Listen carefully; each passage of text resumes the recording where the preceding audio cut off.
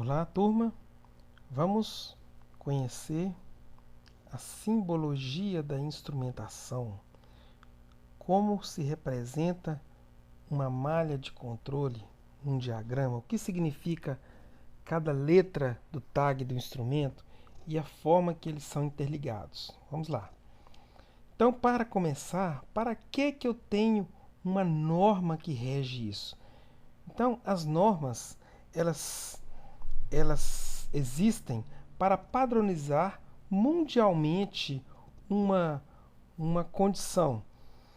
Então, neste caso, a instrumentação ela é normatizada por essa norma aqui, ó, norma ISA S5.1, mais conhecido somente como norma ISA. Então, ela foi concebida para ser uma padronização de simbologia e identificação de instrumentos e equipamentos de processo, tendo a sua abrangência a nível mundial, ok? E o objetivo é nivelar o entendimento mundial, facilitando comunicações entre usuários, projetistas e fornecedores. Então, no Brasil, quem dita essas normas é a ABNT e ela é baseada na norma ISA, através da NBR 8190. Então, essas normas elas regem a elaboração dos seguintes documentos: fluxogramas de processo, diagramas de instrumentação, listas de instrumentos e identificação de instrumentos e as suas funções. Então vamos começar pelos sinais de controle, ou seja, sinais que interligam os instrumentos. Então temos aqui vários exemplos: um suprimento ou impulso. O que é um impulso? Deixa eu colocar aqui numa malha para explicar. Ó. Temos aqui um medidor de vazão e eu tenho aqui uma tomada de pressão. Aqui eu tenho aqui uma placa de orifício. Eu tenho aqui uma tomada de pressão identificada por uma só, mas na verdade são duas, que transfere a pressão na tubulação até o instrumento. Então a sua simbologia vai ser uma linha cheia. Então eu tenho aqui um sinal pneumático. No caso aqui eu tenho aqui uma válvula que ela é acionada pneumaticamente, então é uma linha cheia com dois tracinhos. Eu tenho aqui um sinal hidráulico, um pouco utilizado em instrumentação, o eletromagnético ou guiado. Ele é utilizado, mas é muito omitido nos desenhos.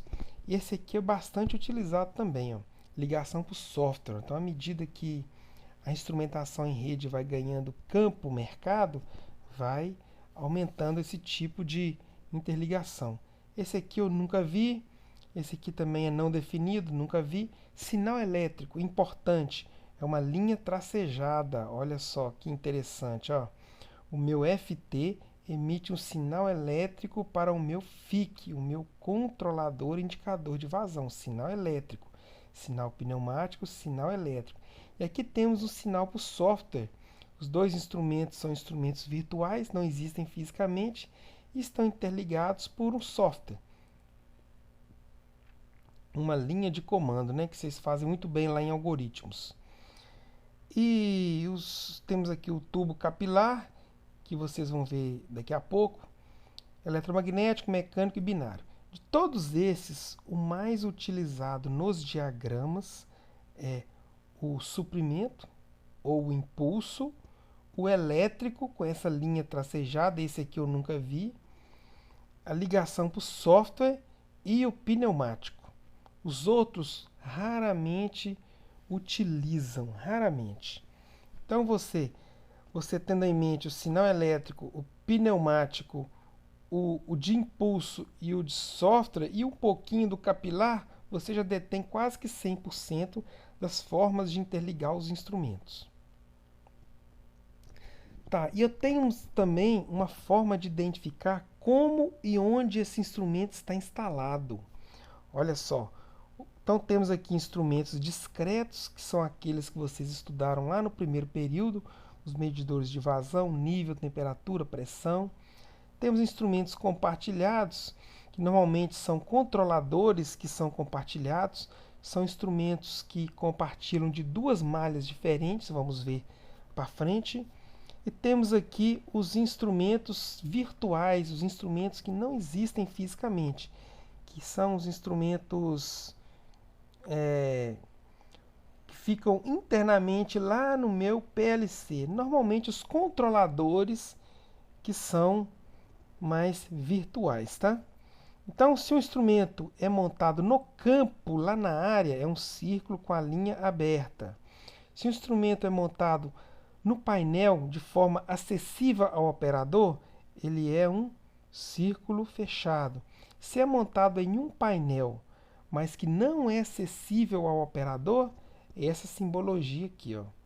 E se ele é acessível ao operador, mas é um painel auxiliar, duas linhas cortando o círculo. Da mesma forma para os instrumentos compartilhados, para o instrumento lá no PLC. Então, exemplificando, temos aqui uma malha, ó, um termopar medindo a temperatura lá no equipamento e o meu indicador de temperatura mostrando para o operador qual é a temperatura que está lá no equipamento.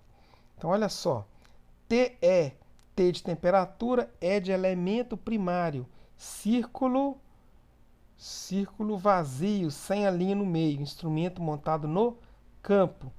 TI, T de temperatura, I de indicador, um traço no meio do círculo, é um instrumento montado no painel acessível ao operador. E 0,46 é que eles são da mesma malha, né?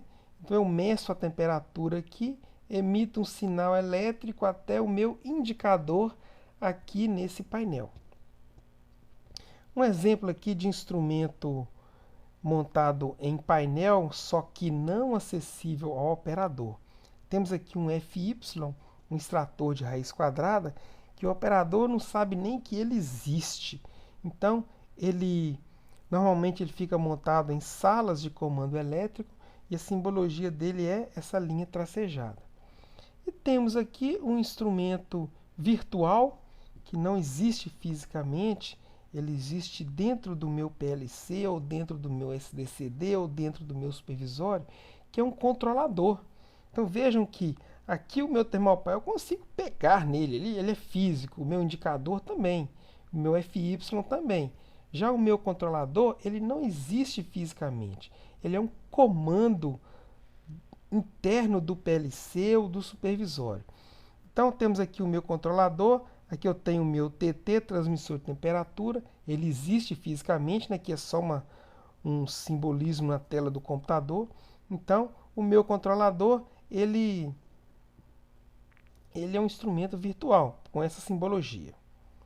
Vamos lá? Então aqui, ó, exemplificando a identificação dos instrumentos em relação à instalação. Círculo cheio, instrumento discreto montado no campo, instrumento discreto montado no campo, instrumento compartilhado, porque eu tenho aqui um quadrado ao redor dele. Por que ele é compartilhado? Porque eu tenho aqui um controlador de vazão compartilhando duas malhas, uma malha de vazão e uma malha de temperatura. O que acontece com essa malha aqui? Eu tenho um fluido circulando, eu meço a temperatura e meço a vazão. Eu tenho aqui um controlador de temperatura, o que vai determinar o set point do meu controlador de vazão vai ser a minha MV do controlador de temperatura. Vamos ver isso mais bem para frente, tá? Estou só adiantando aqui.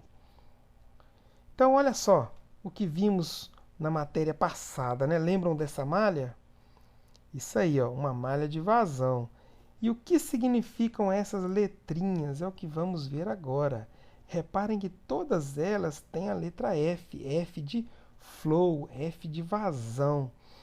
Então é E elemento primário, T transmissor, I indicador, Q totalizador, R registrador, C controlador, Y, no caso aqui é um conversor, e V de válvula, um elemento final de controle.